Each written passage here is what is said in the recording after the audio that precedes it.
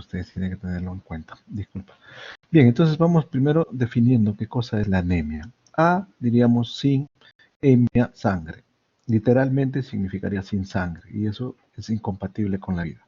Por lo tanto, nosotros consideramos a la anemia como un problema de disminución de la hemoglobina. Y la disminución de la hemoglobina que va a estar en relación básicamente a qué? Va a estar básicamente en relación a la edad y al sexo. Por lo tanto, cuando nosotros nos referimos a adultos, en mujeres, cuando la hemoglobina está en menos de 12, en varones, cuando la hemoglobina está en menos de 14, ¿no? Eso diríamos. Pero en los niños va a variar, ¿no? Dependiendo de la edad. En el recién nacido la hemoglobina es bastante concentrada y estamos hablando de hemoglobina por encima de 16, de 15. Bien, y anemia en esos casos estamos hablando de 13, de 12, ¿no? A diferencia del adulto. Y a medida que van consumiéndose o la demanda se va incrementando, la hemoglobina va bajando, de tal manera que más o menos en la edad escolar y finalmente en la edad prepuber y juvenil ya estabilizamos una hemoglobina en ese rango que hemos mencionado. Ahora, no es correcto definir, como dice bien ahí en la diapositiva, no es correcto definir la anemia en relación al recuento de los somatías, es decir, a los 5 millones, a los 4 millones y medio, a los 3 millones, ¿no? Porque va a variar en función a su tamaño u otros aspectos importantes, a la concentración de hemoglobina, al tamaño, ¿no? A la forma, en fin. Ahora, es importante definir también que la anemia es un hecho clínico, o sea, no es una enfermedad. La anemia es un síndrome que puede corresponder a una serie de enfermedades y que básicamente su sintomatología va a estar relacionada al efecto fisiológico de la alteración del fierro que tiene que ver con el transporte de oxígeno. En cuentas resumidas diríamos, anemia está directamente relacionado a hipoxemia, ¿no? Porque el fierro se une en una situación reversible hacia el glóbulo rojo. Y esa situación de reversibilidad va a depender de algunos hechos.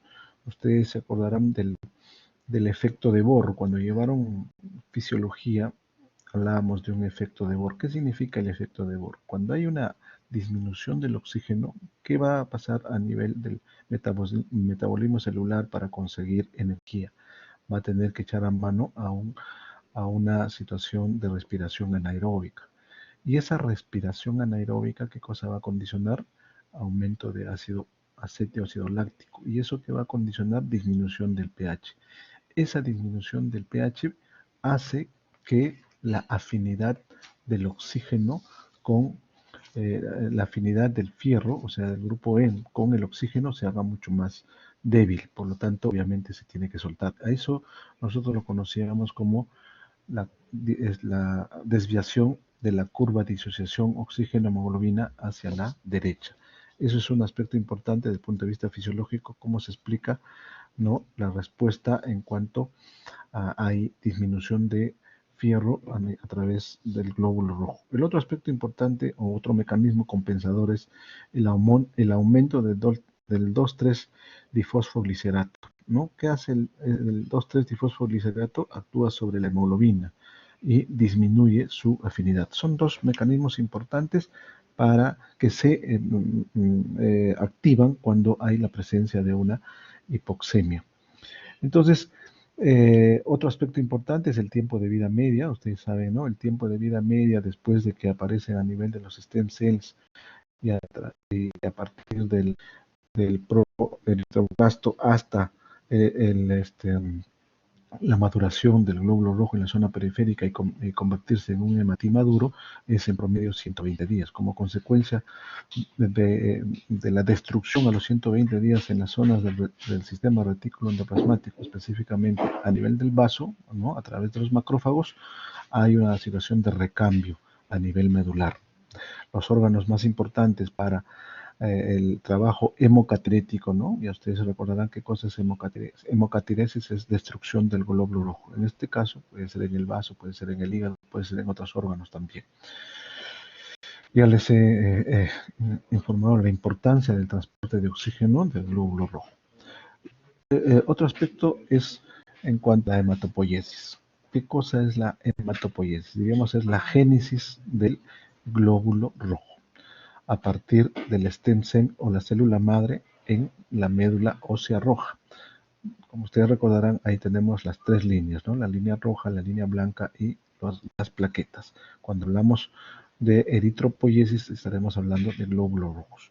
Y la hematopoiesis se da ya, ¿no? Se produce en el saco vitelino en la primera semana de vida, también en el hígado, en el vaso, en el timo, un órgano que regresiona y que después desaparece, pero que es importante desde el punto de vista de la hemocatiresis y sobre todo de la maduración del sistema inmunológico, ¿no? Ahí tenemos a los linfocitos B, que son importantes desde el punto de vista de la respuesta de la inmunidad celular y de la inmunidad humoral.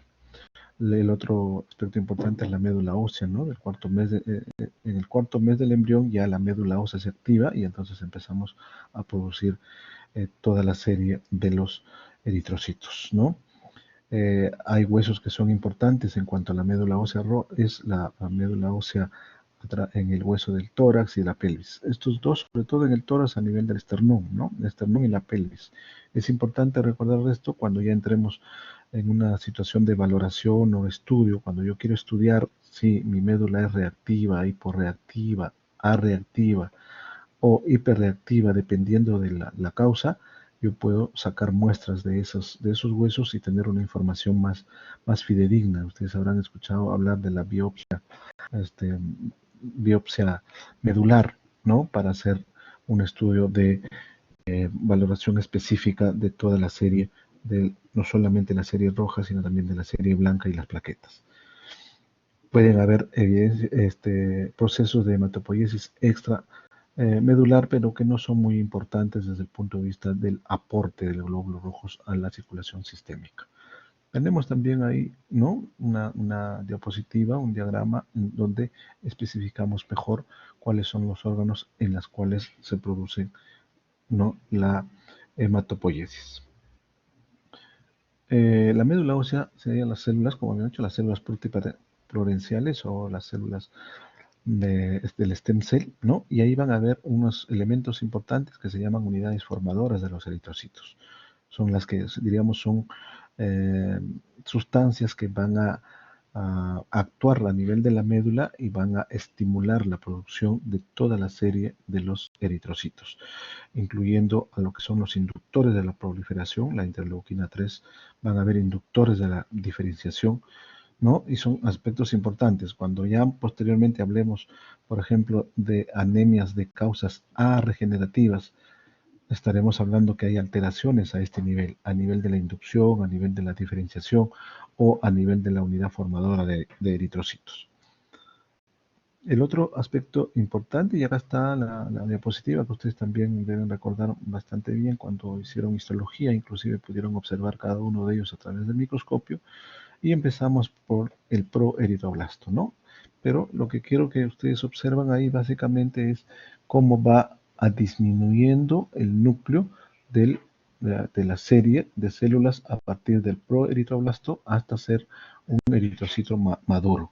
Este es el precursor anterior, el reticulocito. Diríamos, esto es un eritrocito joven y esto es un eritrocito maduro, ¿no? Recuerden a este reticulocito porque es importante desde el punto de vista del seguimiento de una situación de anemia. Pero también nos mencionan cómo evoluciona, ¿no? La serie de los eosinófilos, neoneutrófilos, los basófilos, ¿no? Importante desde el punto de vista de la serie blanca, que hoy día no nos vamos a tocar y nos vamos a dedicar básicamente a la serie roja.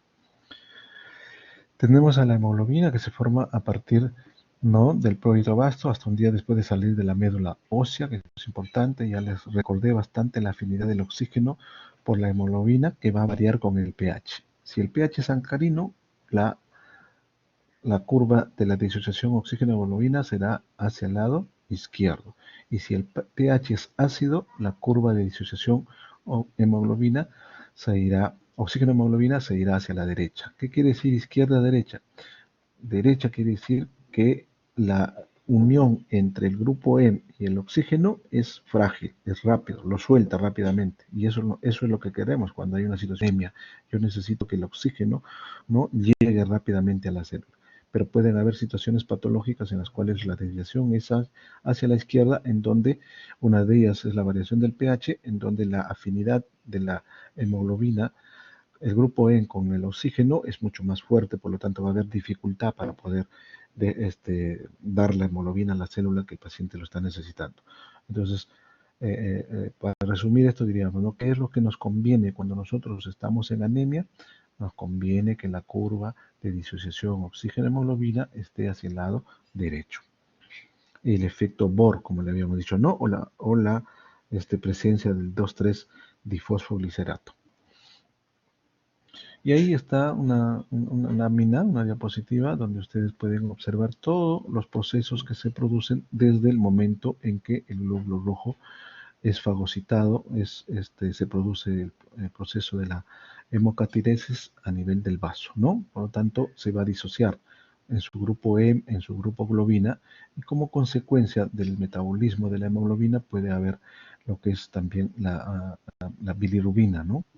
Fundamentalmente a través de una enzima que se convierte la biliverdina en bilirrubina. Pero ¿qué es lo que nos interesa a nosotros? El fierro. El fierro libre es captado por la transferrina.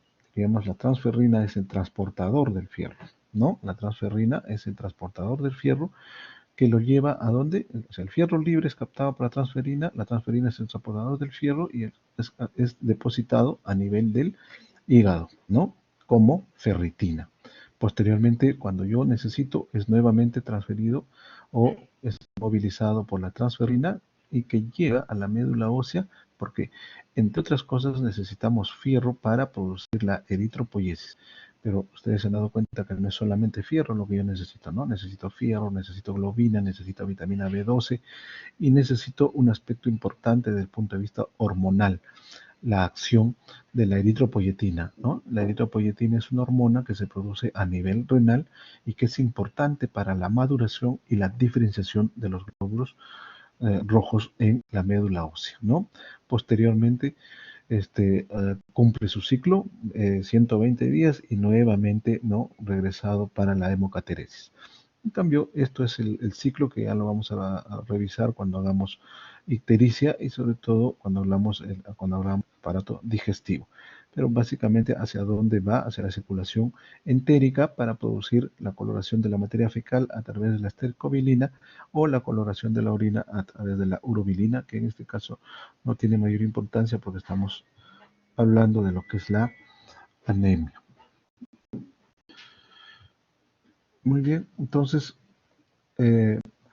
entendido esa parte, diríamos, el total del glóbulo rojo debe ser regulado lo suficiente para llevar oxígeno, pero no demasiado que impida el flujo adecuado sanguíneo. ¿Qué quiere decir eso?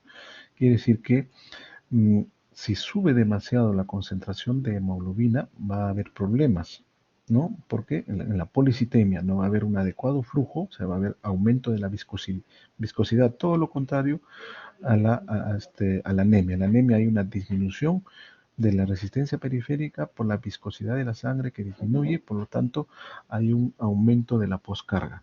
En cambio, cuando hay un aumento en el número de glóbulos rojos, puede ser una situación alterada que también va a conllevar a problemas de soltar el oxígeno a nivel celular. Cualquier proceso que reduzca la cantidad de oxígeno aumentará la producción, ¿no? Eso es importante, sobre todo por un mecanismo de compensación. Es decir, la anemia, si yo me quiero orientar cuáles son las causas más frecuentes por las cuales se produce la anemia, en una situación global o general diría, uno es por falta de producción, es decir, hay problemas a nivel de la médula ósea. Otro es por por pérdida, ¿no? Pérdida de cualquier naturaleza. Y la otra sería por destrucción. Sobre todo cuando hay una situación de pérdida por destrucción, que cuando hay una baja de la masa eritrocitaria por pérdida o por destrucción, va a aumentar rápidamente la producción. ¿Qué es lo que va a aumentar a nivel de la sangre periférica? Ya les hemos dicho, ¿no? Pues si ustedes recuerdan 2 láminas o 3 láminas anterior, hablábamos de la célula joven, ¿no? De la célula joven eritroide, que es importante el índice de reticulocitos. O sea, los reticulocitos empezarían a aumentar rápidamente si es que hay pérdida y peor todavía si es que hay producción. Entonces, por eso decíamos en hemorragia o cuando hay hipoxia, ¿no? Para poder transportar rápidamente o cuando hay disminución del flujo como consecuencia de una insuficiencia cardíaca o una enfermedad obstructiva crónica. En esas situaciones es la que va a aumentar la producción de este, los glóbulos rojos. ¿Ya? La eritropoyetina es importante, hemos dicho, la eritropoyetina es principal estimulante de la producción de los hematíes, ¿no? Una hormona que se produce a nivel renal. Todos estos aspectos se van a dar cuando mencionábamos el concepto de anemia, hablábamos de valores, ¿no? Entonces, valores como 12 o 14. Y empezaremos a hablar de anemia cuando caen por debajo de estas. Y hablaremos de anemia leve, anemia moderada o anemia severa. En una anemia leve no hay un mecanismo de compensación como las que estamos mencionando. Todos estos mecanismos de compensación se producen básicamente en una anemia severa, cuando la hemoglobina está por debajo, algunos dicen de 8, otros de 7.5. ¿Ya? Eso es importante. Eh, si no hay eritropoyetina, la hipoxia pierde efecto sobre la producción del hematíe. Eso es un aspecto importante, ¿no? Si no hay eritropoyetina, la hipoxia pierde efecto sobre la producción del hematíe. O sea, hay hipoxia, pero lamentablemente el riñón no responde adecuadamente, no se produce eritropoyetina, por lo tanto no vamos a poder compensar esa hipoxia incrementando el número de hematíes, que sería lo ideal para trasladar el poco oxígeno que se produce. El 90% de eritropoyetina se forma en los riñones y el 10% en el hígado. Ya los nuevos hematíes aparecerán a los 5 días de incrementada, ¿ya? Pues a los 5 días. No es una respuesta bastante inmediata, pero de alguna manera mejora la producción de glóbulos rojos jóvenes, sobre todo a nivel medular. Otros datos importantes para la producción no solamente es el fierro, como he dicho, ¿no? En este caso, el fierro es un elemento valiosísimo, pero eso no quiere decir que sea el único, ¿no? Hay otros elementos que son importantes para la eritropoiesis y sobre todo para la formación del eritrocito y del hematíe finalmente. Y ahí tenemos a la vitamina B12 y el ácido fólico. El mecanismo es diferente, ¿no? Ellos son importantes fundamentalmente para la síntesis del ADN, ¿no? Si no hubiera vitamina B12 o ácido fólico, la síntesis del ADN a nivel de las células precursoras del hematíe no van a ser posible, por lo tanto no van a poder desarrollarse, nunca llegarían a ser reticulocitos y menos ni siquiera proeritroblastos, ¿no? El hematíes es anormal, muy frágil, su vida acorta a la mitad cuando hay alteraciones de este tipo, ¿no? Deficiencias de vitamina B12 y ácido fólico.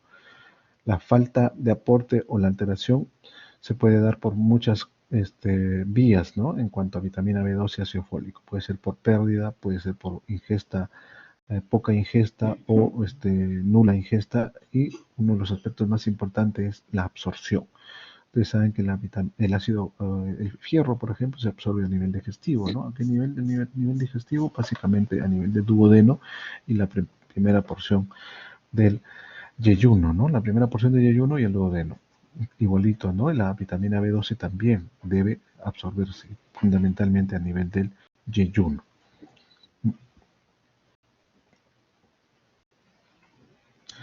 La anemia representa un indicio de enfermedad, por eso es que el hecho de que la hemoglobina esté baja nos obliga, ¿no? Así el paciente no tenga sintomatología, o sea, una anemia muy leve, nos obliga a hacer un estudio y buscar la causa de esa anemia. Y ahí tendremos que buscar cuáles pueden ser los orígenes, ¿no? Lo importante es estudiar las enfermedades de base. Y las enfermedades que pueden producir alteraciones en esas tres líneas, es decir, falta de producción, pérdida o destrucción, son las que nosotros tenemos que buscar. Ejemplo, ¿no? Las infecciones estarían como falta de producción. Las infecciones producen situaciones tóxicas que van a producir una mielotoxicidad. Y la mielotoxicidad va a impedir que a nivel de la médula ósea empiece todo la eritropoiesis. O por ejemplo, una neoplasia. Dentro de las neoplasias invasivas, o sea, células neoplásicas que pueden invadir la médula ósea. El tipo de ejemplo ahí tenemos a las leucemias o los linfomas. Si hablamos de insuficiencia renal, estaríamos hablando probablemente de insuficiencia de la eritropoyetina, que es importante para la maduración. O, por ejemplo, los problemas ginecológicos en los cuales hay pérdida, ¿no? Pérdida importante que puede ser fisiológica o patológica, ¿no? Fisiológica, y es una de las causas más frecuentes de anemia en mujeres, es la pérdida menstrual, ¿no? O las gastroenterológicas, que es por pérdida, sobre todo lesiones que vayan a producir lesiones inflamatorias que condicionan sangrado, las úlceras pépticas, las gastritis hemorrágicas, y dentro de las gastroenterológicas también tenemos las enfermedades de mala absorción, ¿no? Que tienen que ver con alteración en cuanto a la captación del fierro y obviamente la absorción del fierro. Pero también en gastroenterológica no nos olvidemos las enfermedades parasitarias, y dentro de las enfermedades parasitarias algunas como estrongiloides, ¿no? O el Ascaris lumbricoides mismos, que succionan glóbulos rojos y pueden conllevar a una anemia crónica si nosotros no detectamos. Las manifestaciones clínicas de la anemia, al ser una respuesta de adaptación del organismo, como les había dicho, ¿no? La adaptación, ¿cuáles van a ser, en base, cómo es que va a responder el organismo cuando cae el oxígeno? Porque no hay fierro que lo pueda transportar adecuadamente. Entonces, una podrá ser pues, aumentando el gasto cardíaco, otra puede ser redistribuyendo el flujo sanguíneo para los órganos más importantes, ¿no? Otro es produciendo lo más que se pueda a nivel de la médula ósea roja, o sea, una eritropoyesis acelerada. Entonces, hay mecanismos por los cuales el organismo va, y a partir de ello es que se van a presentar los síntomas. Inclusive ahora, ¿no? Imagínate que una mujer tenga una hemoglobina por debajo de 7 o 6, ya no tendrá pesos periodos menstruales, el organismo no puede perder, porque ya esto agravaría su situación de anemia. Por lo tanto, echa a mano circuitos endocrinológicos para evitar los periodos menstruales. Entonces, las manifestaciones clínicas de la anemia, al ser una respuesta de adaptación del organismo a la hipoxia tisular, va a depender de la edad del paciente, de la rapidez de la instalación. Cuando hablamos de la rapidez de la instalación, nos estamos este, refiriendo básicamente a si es aguda o si es crónica. Los mecanismos adaptativos para una anemia crónica van a ser mucho más lentos y mucho más sostenidos, por lo tanto los síntomas no van a ser muy marcados. Algunas veces nosotros hemos visto pacientes con hemoglobina de 2, de 1, ¿no? Que parecieran increíbles o incompatibles con la vida, pero el paciente está despierto haciendo sus actividades e inclusive deambulando, porque hubo una adaptación progresiva de todos los órganos a esa deficiencia. En cambio, en los eventos agudos es diferente. Los cambios de respuesta adaptativa no le da tiempo, y entonces la clínica empieza a aparecer rápidamente. El paciente puede tener encefalopatía hipóxica, agitación psicomotriz por hipoxia, o el paciente puede llegar a situaciones de miocardiopatías como infarto agudo por hipoxia, o inclusive el estado de shock. Entonces los mecanismos adaptativos son diferentes tanto en el agudo como en el crónico. Y ahí tenemos una lámina que nos resume bastante cómo es la fisiopatología de la anemia, ¿no?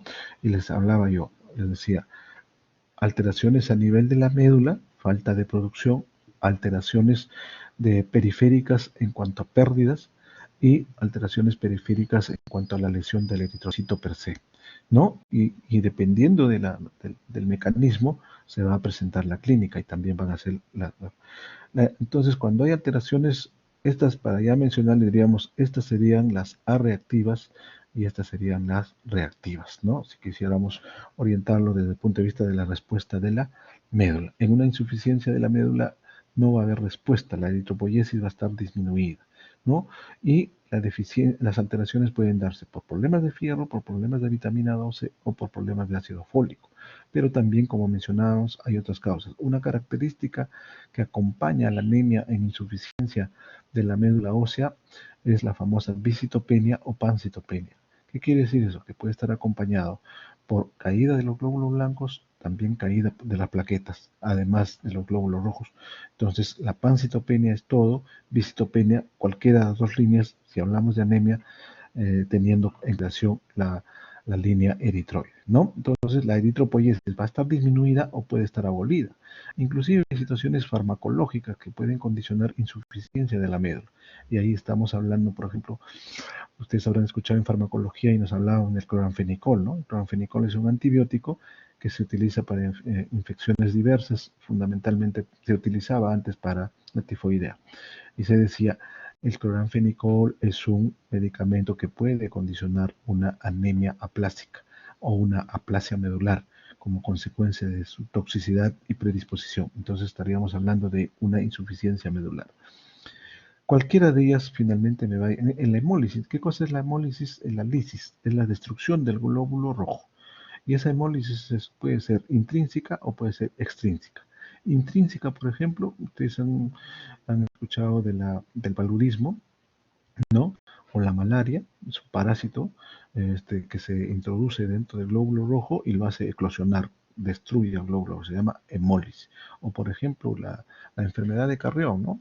La enfermedad de Carrión, la verruga peruana también tenía esa característica, ¿no? Entonces hay enfermedades o tóxicos, ¿no? O reacciones inmunológicas, antígeno-anticuerpo, líneas hemolíticas autoinmunes, ¿no? Sustancias tóxicas como por ejemplo el veneno o incompatibilidad, ¿no? Antígeno, incompatibilidad de grupo, incompatibilidad de este factor, pueden dar problemas de destrucción de hemólisis, ¿no? Entonces, por eso decíamos intracorpusculares o extracorpusculares. Todos estos aspectos me van a llevar a una anemia.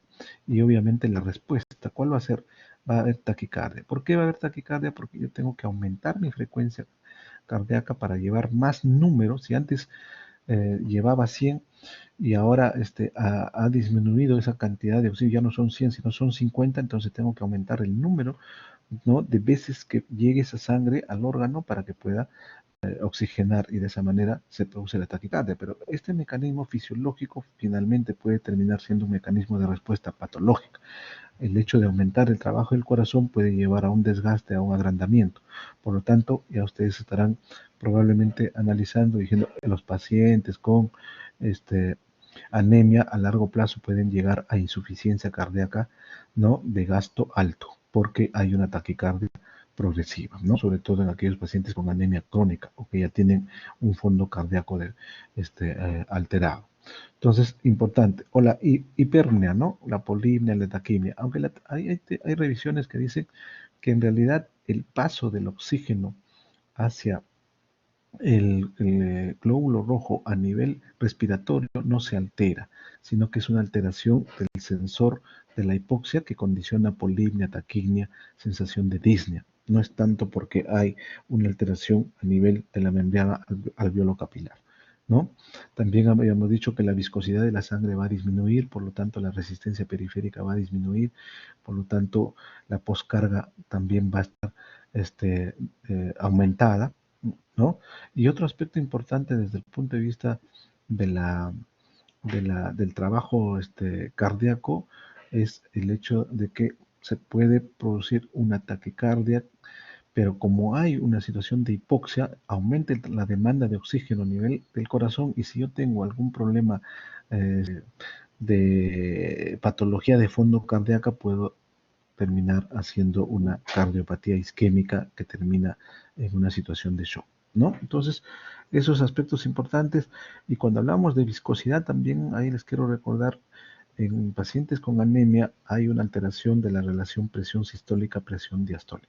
Se mantiene la presión sistólica, pero empieza a bajar la presión diastólica y va a haber una situación de diferencial alta y eso es algo que me va a explicar después la hipotensión ortostática, que es una característica importante en los pacientes con anemia.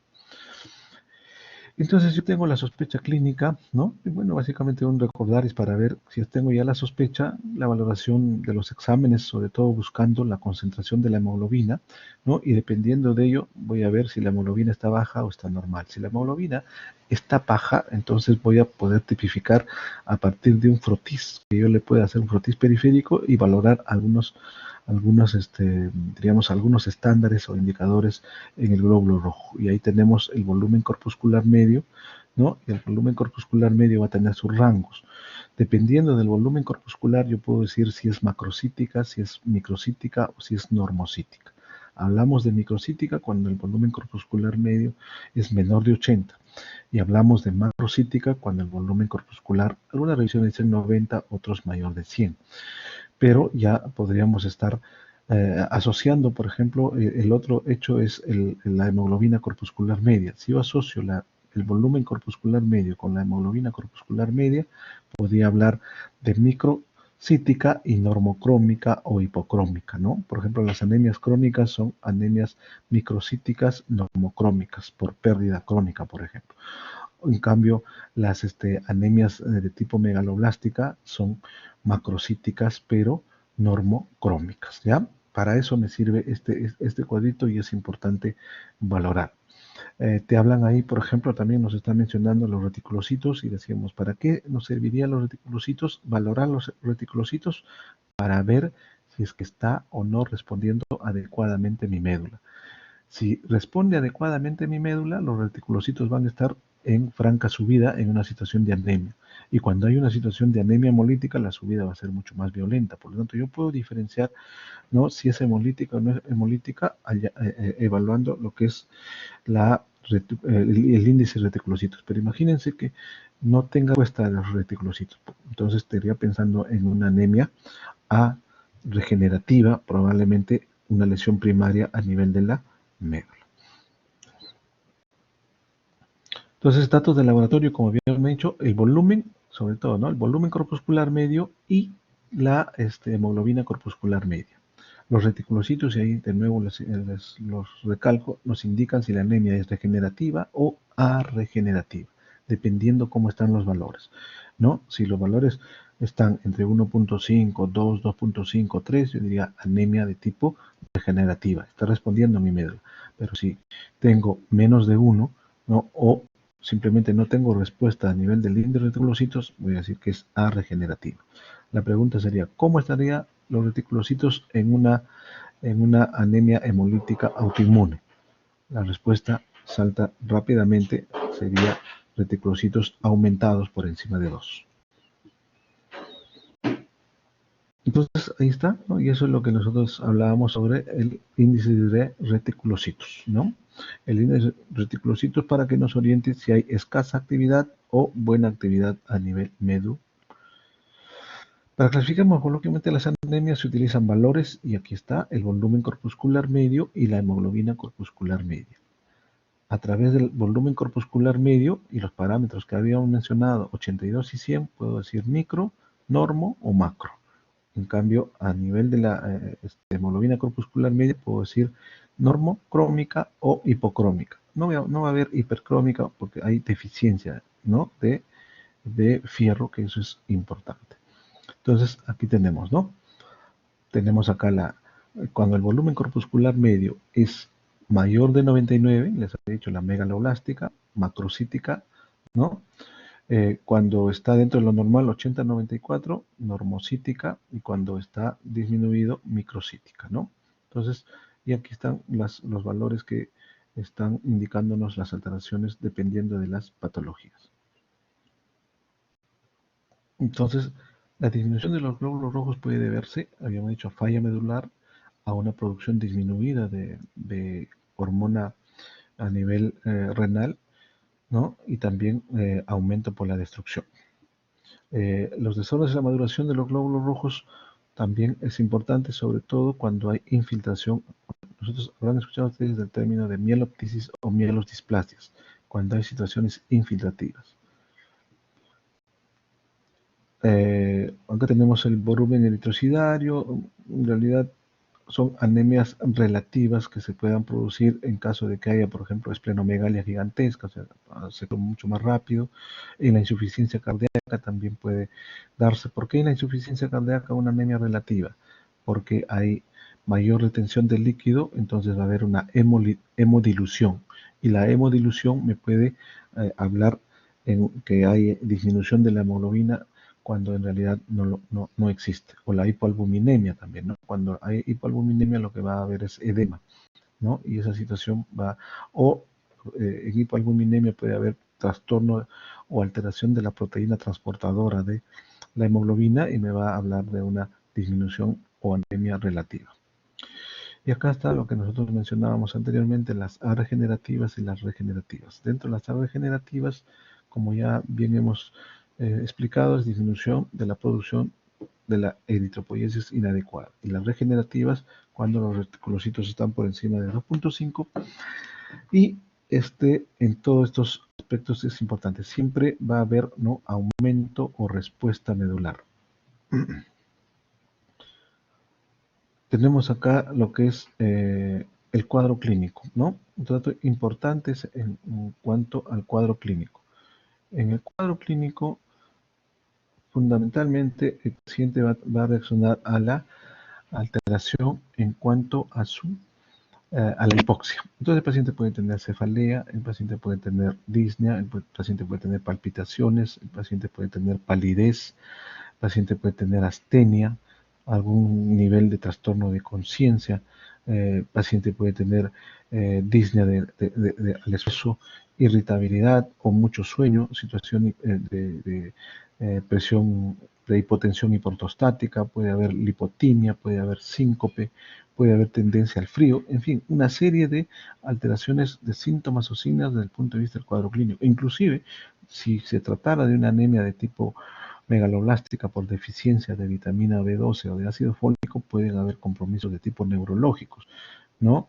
Entonces hablaríamos de inclusive de compromiso de cordón posterior o cordón lateral a nivel de la médula, produciendo más o menos un cuadro parecido al TAVES, ¿no? O problemas en cuanto al equilibrio, en cuanto a la marcha, situaciones de hiporreflexia o inclusive el paciente puede tener una neuropatía periférica, ¿no? Algo así como una disminución de la sensibilidad, alteración en la marcha. Entonces, la sintomatología en el paciente puede ser en múltiples formas. Lo importante es tratar de identificarlas y correlacionarlas en el sentido de que se trate de no de una anemia.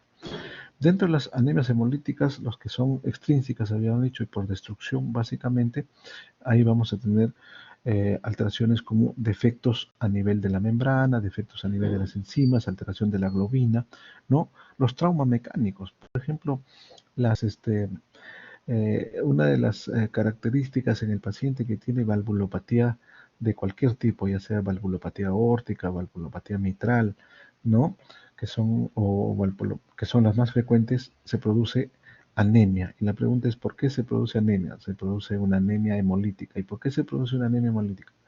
En un pasaje normal de la sangre de la aurícula al ventrículo, en una situación de integridad de las, este, de las válvulas, el pasaje de la sangre es lineal, diríamos, armonioso, no ordenado.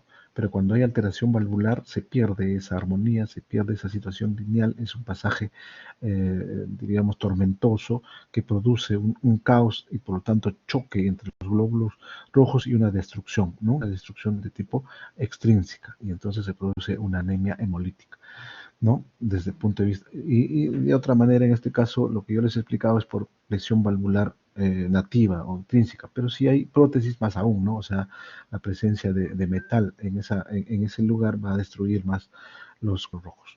O también las anemias hemolíticas, un ejemplo de anemia hemolítica por toxina es, por ejemplo, la mordedura de la serpiente. La toxina de la serpiente puede producir una situación de destrucción, ¿no? Una hemólisis masiva, por lo tanto puede producir daño renal.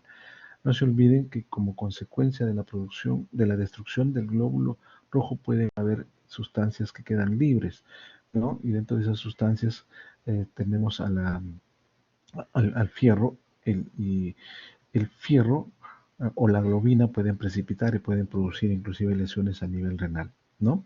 Otra causa de anemia hemolítica, vamos a tener las anemias hemolíticas adquiridas, sobre todo cuando hay enfermedades inmunológicas. Y el típico ejemplo de las enfermedades inmunológicas que produce anemia es la anemia hemolítica autoinmune.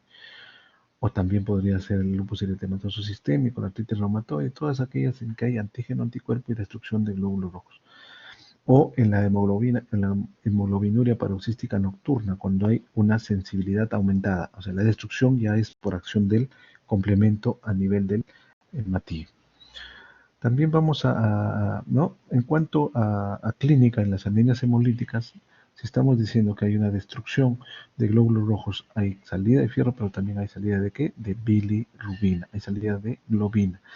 Y esa bilirrubina es un pigmento, ¿no? Que va a precipitar a nivel de la piel y mucosas. Puede condicionar la posibilidad de cálculos biliares, ¿no? Hay un crecimiento de la esplenomegalia. En las anemias hemolíticas hay crecimiento del hígado, del vaso, básicamente porque se aumenta, y sobre todo en aquellas en las cuales hay alteraciones en la forma. Entonces, por ejemplo, las anemias falciformes, las esferocitosis, ¿no? Alteraciones en la forma del glóbulo rojo, el vaso lo detecta alterado y produce una destrucción o hemocatiresis. No llega a abrir los 120 días. Por lo tanto, se produce una anemia de tipo hemolítica, ¿no? Importante también dentro de la clínica en las anemias hemolíticas, cuando hay una demasiada precipitación, obstrucción de los vasos, isquemia y puede producir úlceras en las piernas, ¿no? Otro aspecto en la anemia hemolítica va a ser la palidez, obviamente, ¿no? La palidez franca. No se olviden que los pacientes con anemia hemolítica pueden hacer también nefropatía aguda, ¿no? Diríamos una isquemia aguda a nivel de los túbulos, lo que nosotros conocemos como necrosis tubular aguda. Y esa necrosis tubular aguda como consecuencia de la precipitación de pigmentos biliares en los vasos, ¿no?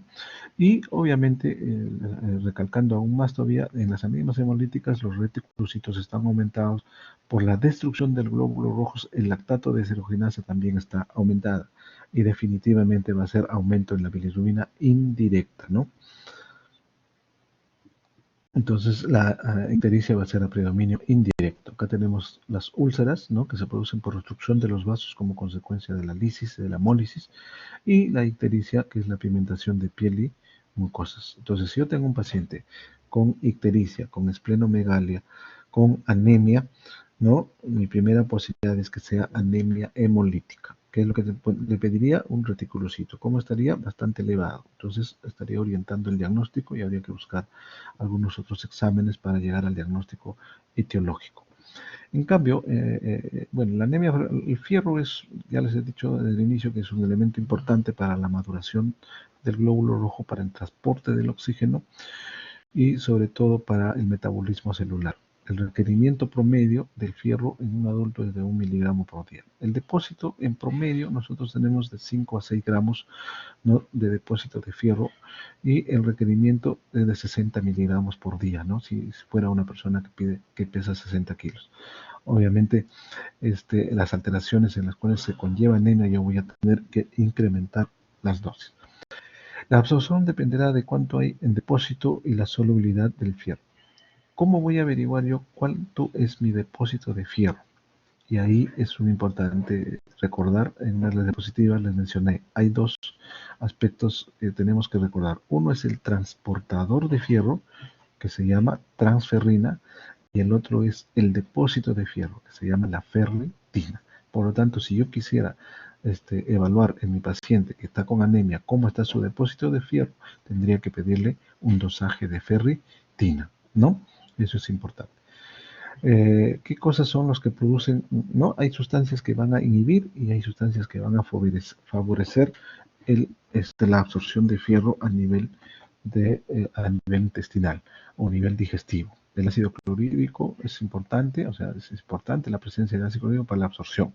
Las sales biliares, los cítricos, ¿no? Algunas dietas importantes inhiben, por ejemplo, inhiben la leche, inhiben el té, inhiben el café, ¿no? O los fitatos, son sustancias que pueden inhibir.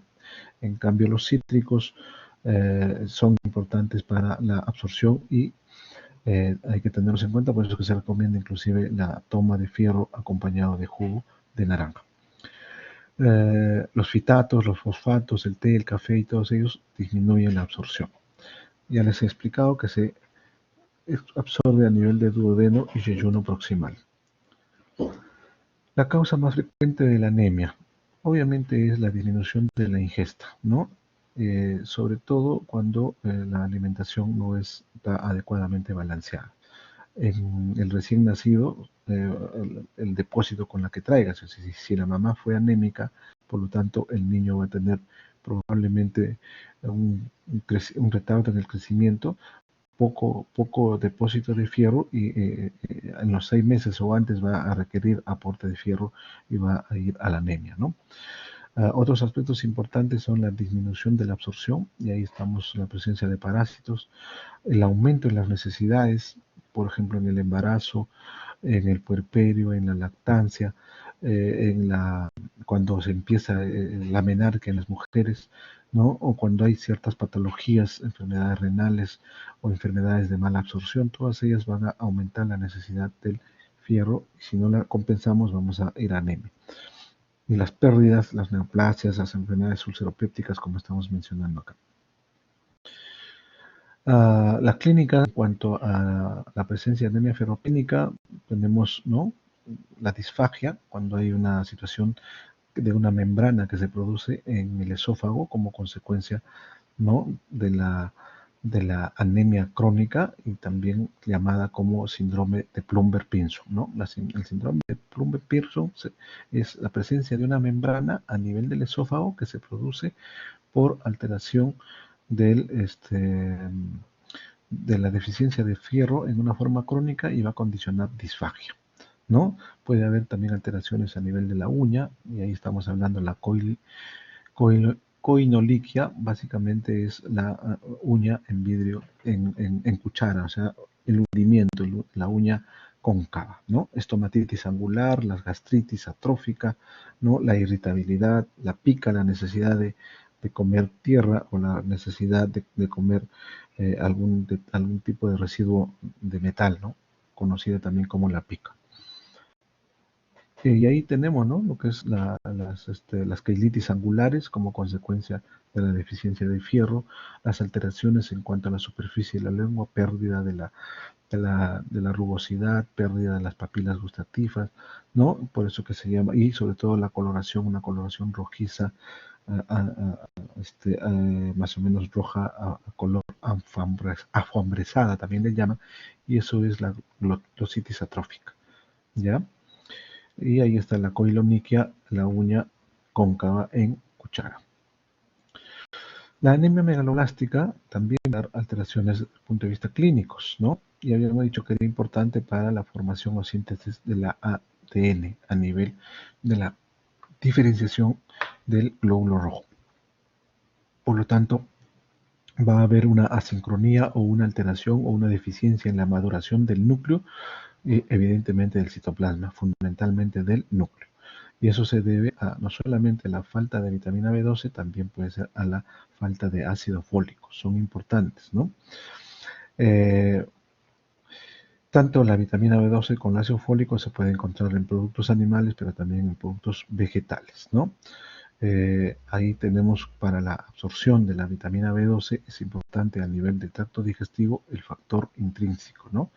Y entonces el factor intrínseco de Castle, que se va a producir a nivel de las células, hay células parietales y hay células principales, ¿no? A nivel de las células principales es que se va a producir el factor intrínseco, que es fundamental para la absorción de la vitamina B12 a nivel del ilio. Si no, se produciría lo que es la anemia megaloblástica por alteración del factor intrínseco de Castle. El ácido fólico se encuentra, como les decía, en verduras, frutas, legumbres. Se requiere entre 50 a 100 miligramos, y los depósitos son de 5 a 10, y las reservas se depletan, ¿no? Otro aspecto importante es esto, ¿no? Cuando yo llego a la anemia y quiero reponer el valor de la hemoglobina, eso es una reposición progresiva, lenta, ¿no? No es tanto como cuando yo le repongo en una situación aguda a través de la transfusión o hemotransfusión de sangre. En una reposición crónica, el tratamiento para poder mejorar los niveles de hemoglobina a valores óptimos, en promedio son a veces 6 meses, ¿no? 8 meses, un año, ¿ya? Entonces no es rápida la reposición en pacientes, y de la misma manera para vitamina B2. Otro aspecto importante es los problemas neurológicos en cuanto a deficiencia de vitamina B12. Las parestesias, alteraciones de la sensibilidad, ya les había dicho, alteraciones del cordón posterior, del cordón lateral, y estamos hablando de las ataxias espásticas, ¿no?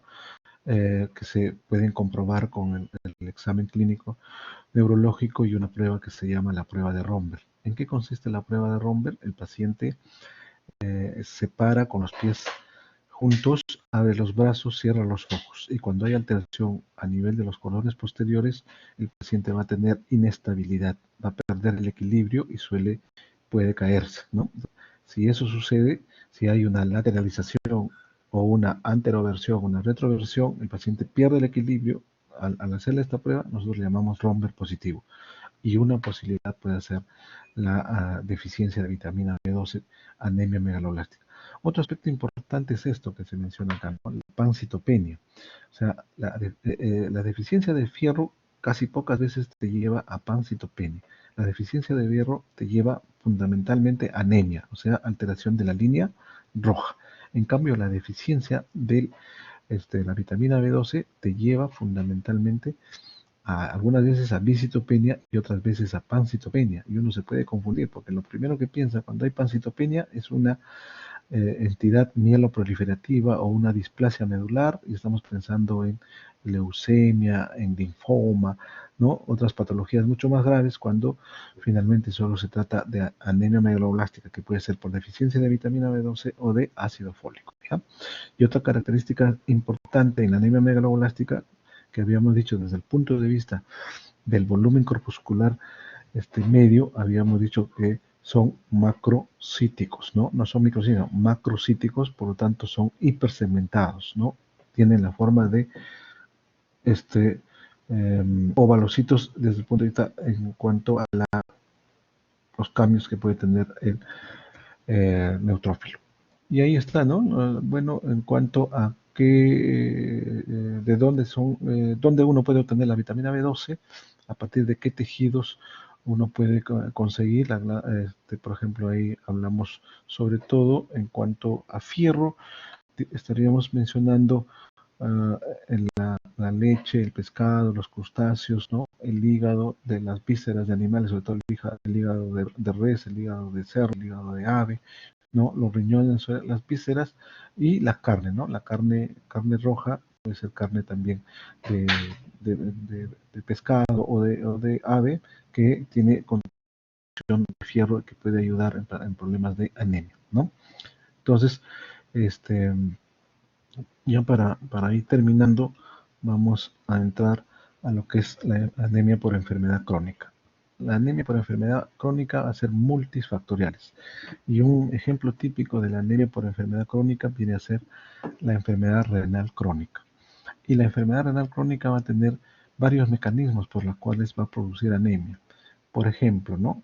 Va a haber alteración en la producción de la eritropoyetina. Eso sería un mecanismo. En enfermedad renal crónica hay una retención crónica de restos nitrogenados. Esos restos nitrogenados van a condicionar una mielotoxicidad, sería otro mecanismo por el cual se produce la anemia.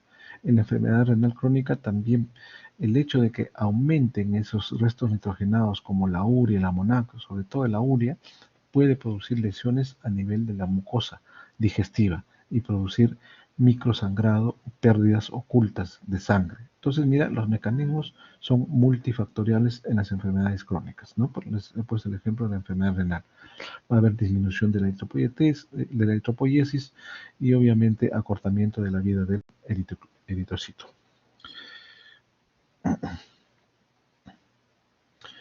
Eh, la pancitopenia periférica, ¿no? Hay enfermedades como el síndrome de Evans, el hiperesplenismo o las infecciones, ¿no? Como el paludismo, la micosis, las enfermedades sistémicas como el VIH, son aquellas que pueden condicionar en algún momento una toxicidad o una mielotoxicidad severa y terminamos en el problema de la pancitopenia, o sea, una disminución tanto de la serie roja, de la serie blanca y de las plaquetas.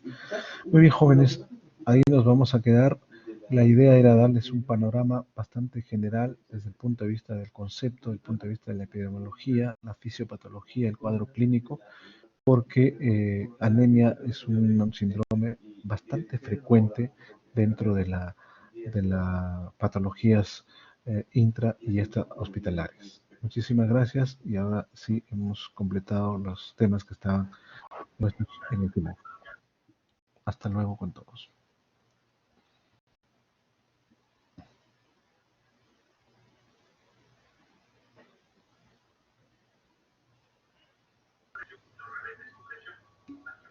Doctor. Sí, estoy apagando la grabación. Ah, ya.